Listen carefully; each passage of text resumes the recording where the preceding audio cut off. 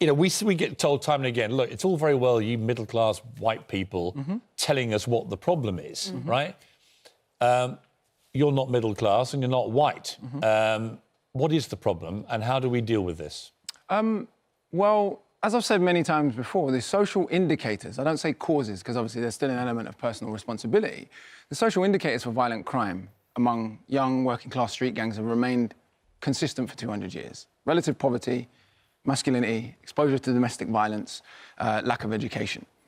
So the solutions are fairly obvious in many ways. Glasgow, which was once dubbed the most violent city in Europe, still has a higher murder rate than London. But when we look at serious youth violence, which is my preferred term, if journalists want to be taken more seriously, they should use the term serious youth violence, because knife crime has become a sort of racial buzzword at the moment. Glasgow has seen a dramatic reduction in serious youth violence to the point that none of the murders of teenagers that occurred in 2017 occurred in Scotland. What approaches did they take in Glasgow? They took a public health approach, they took an interagency approach, they took an approach that saw violence in a holistic way. They saw the link between domestic violence and violence in the street. They saw the link between violence in society in general and violence in the street. They looked at early interventions, basically, coming into young people's lives and families' lives as early as possible and diverting them away from crime. Good education, good jobs, counselling. That was so dramatically effective.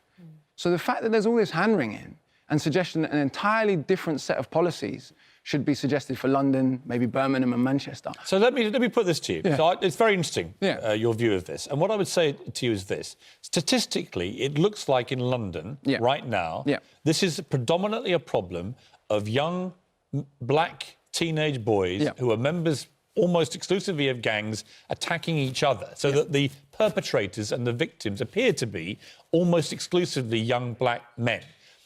Do you think there is a racial element to that in terms of any cultural issues, racial issues? Or do you think it's the same problem we had in Glasgow, where they were white, but actually the race part of this is something that we might look at the statistics and think it's a black problem when it's not? OK, so there are several regions of the country, let's just look at the facts, that have higher murder rates than London does. Clearly, throughout human history, black people have not had anything remotely resembling a monopoly on violence. Over the last few years, some of the most horrendous knife attacks, both the victims and the perpetrators, have been white, and they've not been from London, including a 13-year-old girl stabbed to death in Southampton, a 16-year-old stabbed to death in Dinnington, a 7-year-old girl stabbed to death in York, a 5-year-old stabbed to death by its own mother in Oxfordshire. When both the perpetrator and the victims are white, race suddenly becomes unimportant. There is one limited sense in which race may be important. You could argue that only a very particular demographic of young black boys, only at a very particular stage in their lives, feel a degree of psychological self-hatred or contempt for themselves that they project onto other people who most remind them of themselves. However, the black-on-black violence paradigm, so-called, is never used in that way as a kind of psychological self-hatred model. It's used to give the public essentially the ridiculous impression that black school teachers, black doctors, black lawyers, black Premier League footballers, my grandmother, David Adjaye, Oswald Boateng, are all sort of an equal risk of violent crime. And actually... well, it reminds me a little bit. I mean, it's different, but it's interwoven slightly into what happened in New Zealand, where you have this white supremacist committing an act of horror. Had he been an ISIS terrorist, the immediate reaction from many people would have been, this is a Muslim problem. Because he's a white supremacist, I've not heard people say, this is a white person problem. Well, precisely. We have enough trouble getting what I'm going to call the racial virtue signalling right-wing press to call white supremacist terrorists by their proper name, let alone to force all white people to explain the bad actions of all other white people. For example, you will never be called upon to explain that not all middle-aged white men are paedophiles, despite the fact that hundreds, maybe thousands of them are convicted of sex offences every year, because it's self-evident that not all middle-aged white men are paedophiles. I think it's a completely valid point, I do. Let's look at it in the other sense. Where young black boys overachieve, is race offered as an explanatory factor? For example, British, Ghanaian and Nigerian boys on free school meals, so the poorest sector, academically outperform and are more likely to go to university than similarly poor white, mixed race and black English kids whose grandparents came from the Caribbean.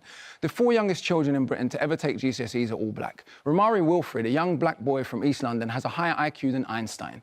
Young black men are more disproportionately represented in professional football than any other area of British life, with all of the consequences and implications that has for their contribution to the tax base, etc.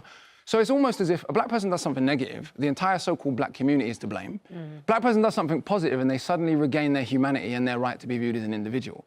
What I'm saying is I'm not just talking about what I read in sociology books, I'm talking about what I saw in my real life. But here's a tough question for you. Last point about London, sorry. Yes. In the last 2 years, it's still important to remember that the overwhelming majority of murders have not been committed by teenage black boys. So, for example, in 2017, There were 117 or 16 murders, 21 of which were of teenage black boys. In 2018, there were 134. 24 were of teenagers in general. So it's also important so the stats can be twisted any way you like. Precisely. However, let me throw this back at you. Yeah. Notwithstanding all that, and I think it's fascinating what you've been saying.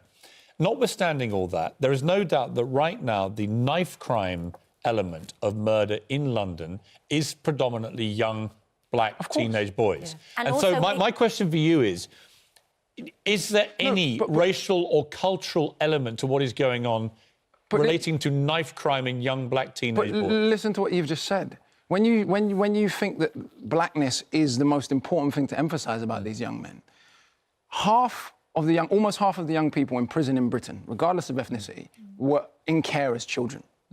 Almost half of young people in prison in Britain were expelled from school as children. When we offer blackness as an explanatory factor, as if we don't need to know anything else... Is it irrelevant, though, Akala? No. Is it irrelevant? As I said at the top of the programme, or a couple of minutes ago, in the one limited sense in which it may be relevant, i.e. the idea of a kind of particular psychological self-hatred that affects only a very particular group of young black boys and men, and then only at a very particular stage in their life. And what is that? Explore that for a moment. So I'm saying there is an internalised racism, essentially. And you hear this in some rap music in some senses, you see it in some people's behaviours, where basically contempt for black life, only a very particular group of young black boys at a very particular stage... React against it. Parhaps internalise that. But we never use it in that way because that would mean a wider dialogue about contempt for black life in general. Young parents in Ghana, which happens to be one of the most peaceful countries in the world, despite being one of the most poorest, are not worried about their kids getting stabbed to death on the way to school. No.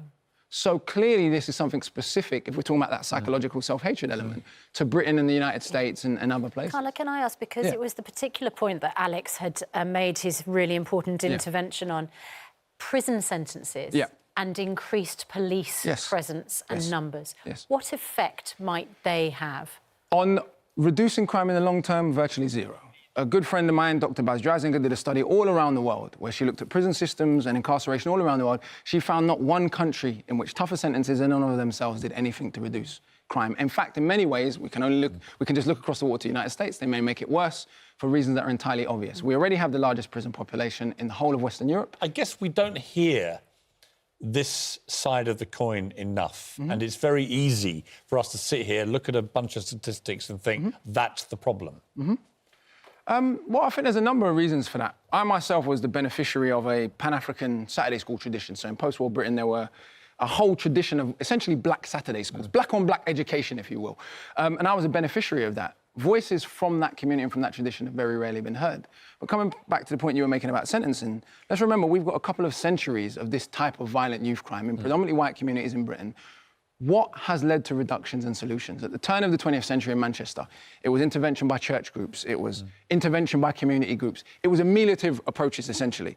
In Glasgow, the same thing has occurred recently in the last few years, yet we're being suggested the exact opposite policies that have been effective in British history and white communities, both at the turn of the 20th century in Manchester and recently in Glasgow. We should pursue exact opposite policies in London. What would you say to a young black teenage boy in London right now who might be wandering around carrying a knife for self-protective reasons, whatever the reason may be, very specifically, what would you say to them? It wouldn't be just to young black boys. As I said, it could be in Greater Manchester, it could be in Glasgow, it could be anywhere. There are a number of solutions. And I think mandatory self-defence in schools could be one of the solutions. Not because you would teach anyone to face down people carrying knives, shoot and run away with someone's carrying a knife.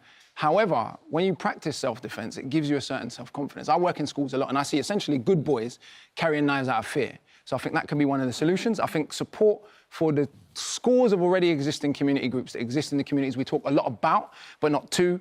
I think incentivising schools to reduce expulsions. We know that expulsion from school, that PRU trajectory is basically the beginning of the former head of the exclusion then lead draws. The former head of the prison service, Martin Neri, said when the 13,000 kids we expel from school, we may as well give them the prison sentence then and there. I'm not saying it's that simple. However, we could incentivise schools to reduce expulsions, looking at what the cost of the average expelled child cost the British taxpayer and spending that money to keep people in school. So there's a whole load of potential solutions beyond just saying to young people, hey, put down your knives. That or we'll send you to prison. Akala, we could talk to you a lot more about this. It's fascinating. I appreciate you coming on, giving us a very different side to this argument and an important side to the argument that should be taken seriously. So thank you very much. Thank you. Yeah, great to see you. Thank you so much. You have a book, don't you? And you're I do, yeah, I do. Yeah. Do you want to tell us what it is? The only guest who's not been trying to plug something. Yeah, so now's your chance. It's basically a post-war social history of Britain told through my eyes. It's called Natives, Race and Class in the Ruins of Empire.